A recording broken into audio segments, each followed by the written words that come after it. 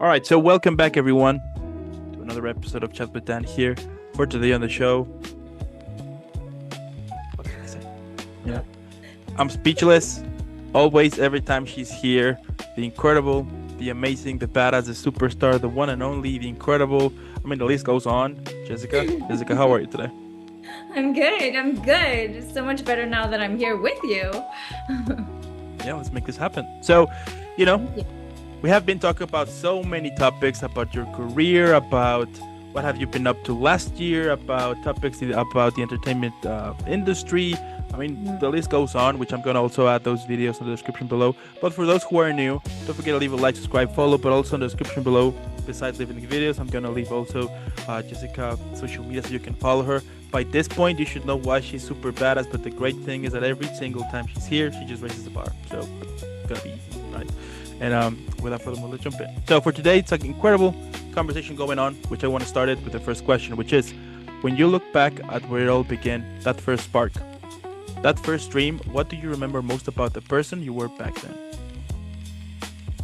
Yeah, so I mean, when I had no clue how the industry worked, I was sort of, naive. For me, there were no rules. I was able to be completely sort of free, unguarded, just like a quest for adventure. That was definitely the girl that I was when I first started. Every journey begins, with uncertainty, courage, and, a touch of madness, let's say. So what was that moment you knew deep down, this is what I meant to do? It's actually kind of funny the way it happened to me because it was sort of a slap in the face. I was a competitive gymnast when I was younger, and that's what I wanted to be when I was older. I just wanted to be a competitive gymnast. And then I had my first experience on set. My first experience on set, I was in a music video. I was, I think, 11 years old. And I actually played a character. I played a battered child. So I had like a bruise. We understood that my father was maybe beating me, and it was very dramatic. But the whole experience left me completely enthralled. And so when I went back to gymnastics, I had to do just like a basic dismount on the bars, on the uneven bars, where you just like when you're on the big bar, you dismount and you land, which is literally the easiest thing to do. And I went to dismount and I hit my feet on the bar. And my coach was like, "What is happening? Get back on there." Hit my feet again and again. And I went home to my parents and I said, "I want to quit gymnastics." It was like my body was telling me that I had found my purpose. So for me, it was a bit of like a slap in the face, but really a slap on my feet. Even after all the years, all the auditions, rejections, Yeah. transformations, what part of your younger self still lives within you that believed before there was proof? The dreamer, I still, through all the ups and downs, the successes and the failures, I still have hope. I still have this like amber of hope that lights my fire. And I'm gonna try to preserve that for as long as I can to keep the dream alive. Now you've grown, fallen, risen, and evolved, right? So, what's something pain or failure taught you that success never could? Well, I think success in a way allows you to be louder and bigger, but pain and failure really teach you honesty. They teach you what being real and grounded, and it reminds you of your purpose. You're not out there chasing applause. When you feel pain and when you failed, you have to ask yourself why. And it's a lot of introspection, but I think a lot of that introspection is quite freeing. It's quite beautiful. It allows you to grow. But yeah, for me, pain allows you to be honest and truthful with yourself. Why are you in this? What do you want? You know? So pain is honesty. And I think pain allows you to get there quite faster than success, actually. Now, there are moments where time stands still when you're on set, right? On stage or perhaps lost in a scene. So can you Mhm. describe one of those moments where you felt truly alive? Yeah, I mean, I've had a couple of experiences where I completely lose myself in a moment and I just time doesn't exist. I live moment to moment and I there's no longer a sense of performance. And that happened to me when I was in LA when I did theater, but it's also happened to me on set on TV shows where I played various characters and sometimes you just, you lose yourself and you're no longer performing, you're just living. And that's when time stands still. Those are very, very special moments. And has there ever been like a role, a project, or a creative experience that didn't just shape your craft, but change who you are as a human being? Definitely. And I think so I have it like I've played characters that are very far from myself. For example, I've played a stripper and I've played a mother, both of which I am not. But I have found new perspectives about women that are mothers or strippers. I discover like the same realities that I go through, the same fears, the same concerns. We're not in a way far off. Like there is a little bit of me too in those women, even though they're not who I am. They allow me to confront some of my own fears in a way and some of my own doubts. But definitely just expand my perception on these people. Now, when the world pressures you to move fast or conform, how do you stay grounded and protect the love you have for your art? I think for me, space. I sometimes, and I think a lot of people feel overwhelmed, maybe with their life outside of their craft or with their life within the business of acting, I should say. But I think always taking some time to myself and remembering how much I love to express myself. So I think it's really important to take some time, and I don't mean time off from the craft, but I think some space and just to reevaluate. I think I've done that a few times in my career where I've taken space and just to reevaluate, what I need and really remember how much I love to express myself. And so it just kind of brings me back to, oh yeah, wait a second. I'm crazy about this because life can get tough and the exterior can be so noisy. So I think it's so important to like take time to yourself, take space. I mean, most people won't notice it anyways, that you do, that you're doing those things. And yeah, I think it's important to remind yourself why you love to do what you love to do.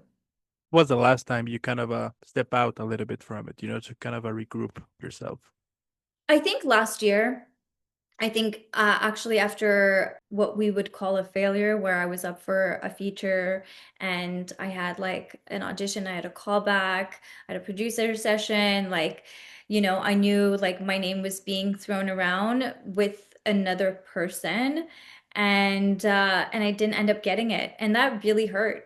It really, really hurt. And I just kind of took some time. So I just, just not that like I would ignore auditions, but in terms of like, I need space, I was getting angry. I was getting mad and angry, which are two sort of sentiments I don't want to live in. Nobody wants to live in those. So the frequency is just it's not good to live in those spaces. And so, yeah, I just took some time, some space, just again, do the things that I need to do when I feel anxious or angry or upset or sad.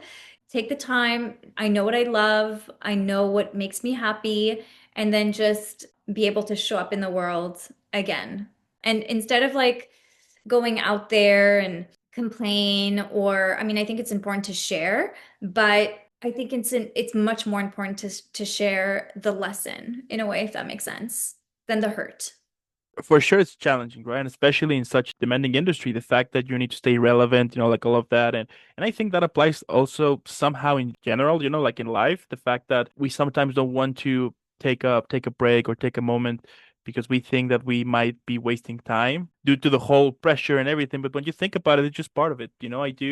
have come to this understanding that you need time to regroup. It's okay. The world will still be there, you know. It's okay. God, You need to yeah. take time in order to kind of regroup, to have like fresh ideas, to be better at it. Because if you still continue going 24/7 nonstop, at some point you're gonna hate it or you probably feel burnout and And you're just not going to be, you know. I think, you're going to be really authentic in a way, you know, like you do, we need, this is, you know, we need to be grounded. We need to be rooted. We need, and that's not in the, you're not going to get that with external validation. So that space you take is so important, and the world will thank you for it. Now, in those quiet stretches between projects, when the world isn't watching, how do Mhm. you remind yourself that your worth doesn't depend on being seen? Of course. Oh my God, such a good question.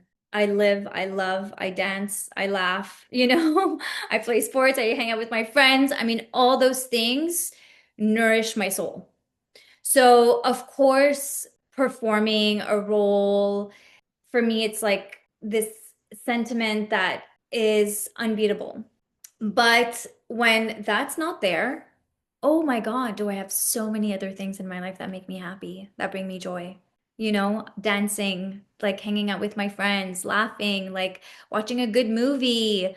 All these things bring me joy. And so do not forget about those crucial things in your life that feed you, because that's what's going to make you a bigger, better, more interesting human being. To be present for your craft in the hopes of performing and feeling that sentiment again. What have you learned about patience? You know, not the kind that waits quietly, but the kind of that still fight for its place in the dark. Patience is a big one. Patience, it's very interesting because I've started to do work on patience a couple of years ago, because patience is not at all passive. It's really this endurance, like keeping the faith alive. It's actually quite an exercise in endurance. And so for me, patience is, it's not an easy thing. It's not just like, oh, let me sit back, kick back, relax. No, it's actual work. It's knowing that you want something and you can't have it right now. And so you, there's like this like endurance and this like faith that you have to keep. So patience is so important. Like this is what I've realized, because patience, like when you don't have those moments between those stretches, life, it could seem so heavy. But when you've worked on that patience, you know that you stay solid the whole time. Patience is very important.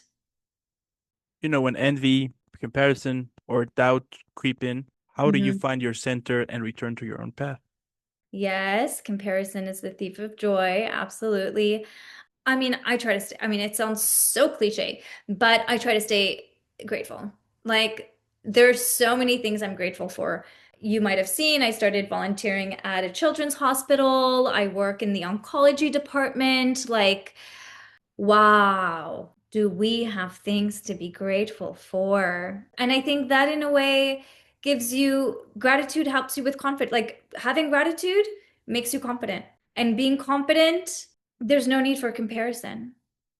And like for me in a way, there's always going to be better than you. It's inevitable. And so it's how you respond to that. And I think it's knowing that light expands, if anything, you know, it's not like, oh, she has the light, she's taking it away from me. No, no, light expands. So work on your gratitude to give you that confidence so you don't feel the need to compare yourself or envy others. If you think about it, and I'm sure you can, and I'm sure we can all make a list of like 100 things we're grateful for. You know, if anything, just read that list again and just sit with it, because you currently have the life some guy is somewhere is dreaming of. Dreaming of. So let that sink in. What would people do to have your job, what you do right now? Like everyone, we have to just take inventory of everything we have in this world. Because it's so easy being born in North America to think and compare and envy. But as soon as you leave, as soon as you leave these grounds, you realize, and even in within these grounds, like I say, volunteering at a children's hospital, you realize the beauty that your life is and what a gift you are able to give the world doing what you do. Now, how has heartbreak, grief, or loss transformed your craft, the way you tell stories, or the way you see yourself? For sure, loss or heartbreak, in a way, there's pain. And again, with pain, I do feel like there's this rawness, this unhinged version of you that is able to emerge. I think heartbreak has taught me to be honest with myself even more. And same thing with loss, but heartbreak especially, to be honest with yourself and what you really want and need. Yeah, honesty.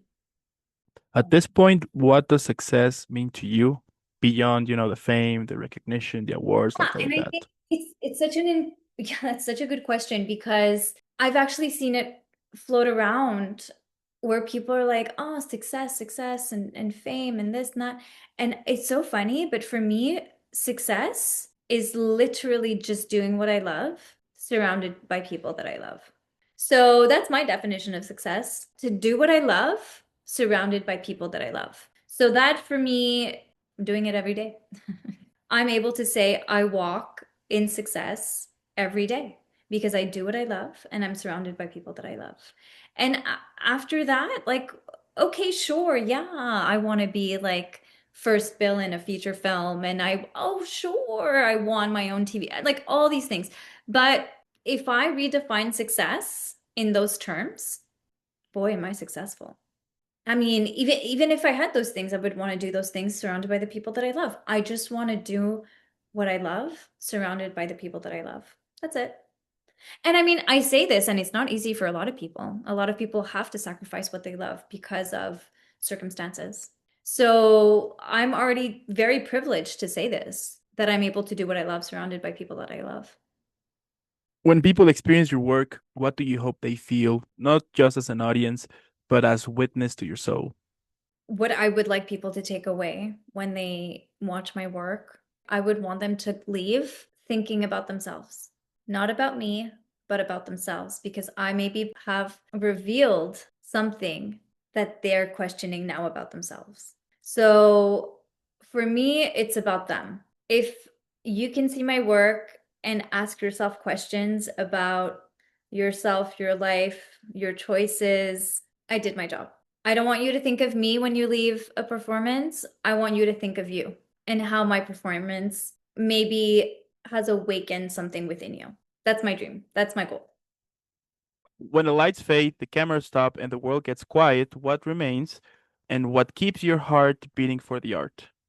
Well, I think for me, I love the arts. I think the arts is, I think I have like this very strong appreciation for beauty and excellence. And so a lot of it is found in the arts. And yeah, I just remind myself of, yeah, the beauty of the arts and not just acting, but all the arts. I paint a little bit, I dabble in painting. I'm not a painter, but yeah, there's something so beautiful in a painting, or there's something so beautiful in a song, or I think for me, the arts doesn't just, it's not just acting or film the end. There's so much beauty in the arts. It's always there. It's always present. It's always available. It's just go to a museum, go listen to music. There's so much beauty in the arts. So when everything else fades, there's still so much beauty in all the arts. Switching to our next section, speed round questions. Yes, no, or pass. Super simple. Gonna ask you a couple of questions in which you can only answer yes, no, or pass. You Okay. ready?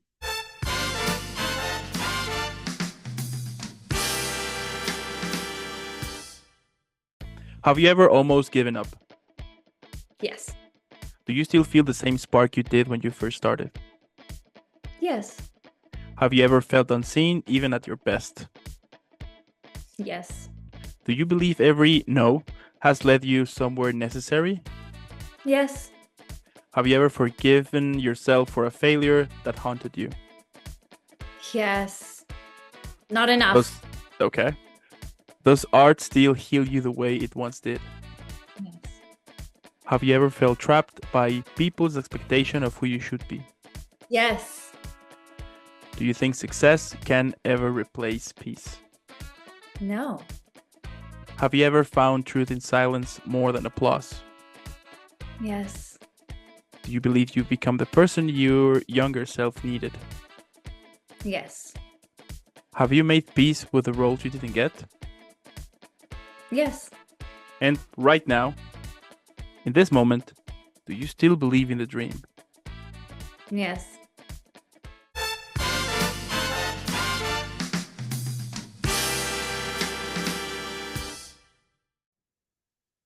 All right. I'm And like, yes, across the board. I think we had one no. Yeah. if someone could carry forward only one piece of your story, one lesson, feeling, or perhaps a spark, what would you want that to be? It would definitely have to do with my resilience. I think that's something that I've realized about myself throughout the years is that I'm way more resilient than I thought. And I think it's okay to be both brave and gentle. I think, like yeah, I'm a fighter, but I also have a very soft and sensitive side. If there's one lesson I can teach, that it's okay to be both. You can be both badass and a gentle soul. You can be both. Resilience. I'll take it. Yeah. Oh, yeah, resilience. I mean, for me, it's my exercise in patience actually teaches you resilience. And being resilient, wow. I mean, that's amazing because that just tells you that even if you fall, you're not afraid to get up. And that's what life is. It's literally just getting up. It's a series of getting up. Yeah. So learn patience and build that resilience. But never, ever, ever lose your soft, vulnerable, authentic, real self. And we should actually all strive to be both. Yeah, I like that. I like that. And I agree with what you said because since we first spoke 3 years ago until this point, I mean, for sure say that you have stayed resilient to it, that you have keep working on it, that you have still going up, moving forward, things like that. And That at I've least to me, left markets, that that's I've packed inspiring, my bags, that I've hmm moved, that I started again. Yeah, I think that yeah, you've experienced a little bit my journey in the last 3 years and all the like the ups and downs. But at the end of the day, I'm still standing, I'm still dreaming, and I'm still working on bettering my work, myself, my craft, all of it. If your soul is on fire or is set on fire by something, never give up. Just never give it up. Just learn patience, resilience, but never give up. And my last question here. Yes. So, what will be the best title for this chapter of your life? I think I'm learning to, yeah, I don't know how I would call it just yet, but I think right now I'm not working for the external environment anymore. I'm working a lot on the internal. And and yeah, there's a sense of like becoming calm, becoming really secure in who I am and what I want, and knowing that my purpose is aligned with my dreams, or that my actions and myself are aligned with my purpose and my dreams. And I think it's less about wanting the applause in a way or wanting the external validation, but way more about like creating that secure space within myself Because I think for me, a lot of our actions are meant for external validation. But I think that real honesty comes from within. And so for myself right now, I think it's like becoming the calm, you know, becoming that space where I am so secure with who I am and what I want and what my goals are in life and what my purpose is, that I want to live for that and not for the external applause or the external validation. So this is like a new, because I was always like, I was always such a go-getter, such a go-getter. But I think now the exercise or the next chapter in my life is to go within, Go to really within. So, go deep within. Listen to my intuition. That's a big one. I'm mm, actually on that right now, is mm, to just listen to that voice, that intuition, and trusting the voice. Because we all hear our voice, but do we trust it? Do we take it by its hand and go? Like, I don't always do that. I usually meet it with fear.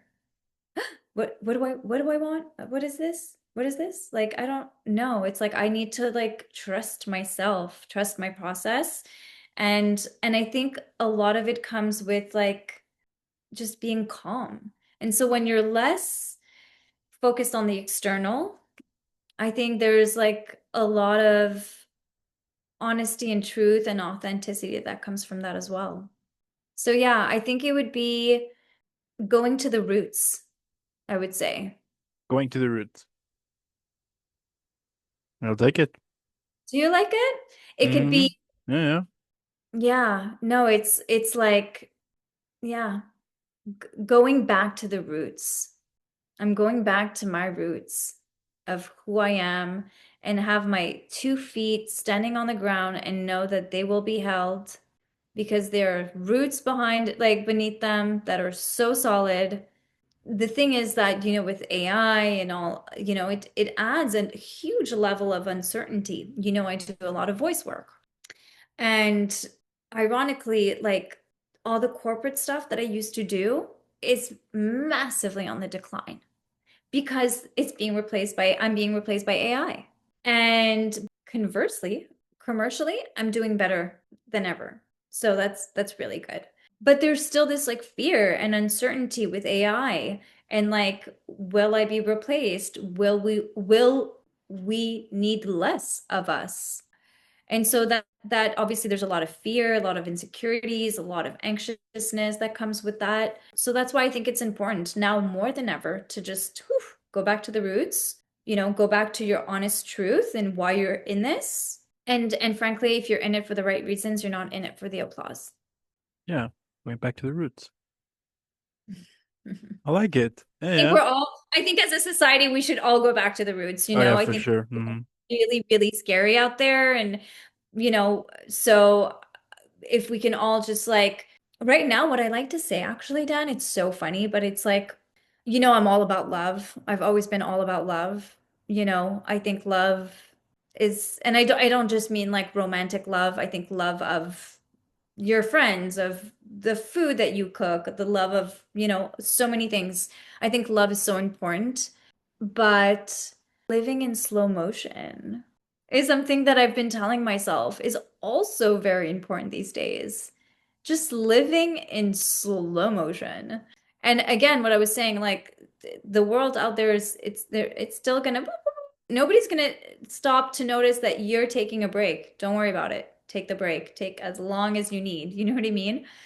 Because when you go back out there and you're well, you love yourself, you're a beautiful being, you have things to share, you know your purpose, you're going to get it.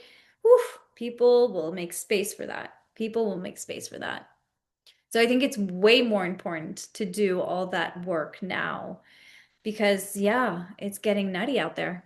Yeah, for sure. I do think that somehow in this crazy day and era, that there's so many things that are missing, right? Love, empathy. Suddenly, people Passion, is yeah, yeah. Suddenly, people is more angry than ever. really. Yeah, No self-control. And it's like, it's funny, but those things, that's like patience, resilience, all those things, that's mastery. Like you got to master yourself. I think once you kind of master yourself, like you're able to really walk tall and stand tall because yeah, the reverse is like, and I think yeah, it's just like the reverse, it's feeling insecure and small and but I think just like not just like with AI, but like, yeah, like you say, society as a whole, social media, the algorithms, like the misinformation, all these things that are just berating us and just like literally, it's just like it's anxiousness constantly nagging at you. It's very hard. And so I really do think like roots, space, honesty, authenticity, love of yourself, patience, resilience, all these things we need to really learn how to master. Because then I promise you, like the smallest thing will bring you so much joy. Which I do think that is part of being alive. You know what I mean? To getting into this mindset to enjoy as much as you can, and sometimes those little small things that you take for granted can actually bring you joy. So And I think nobody's happy all the time.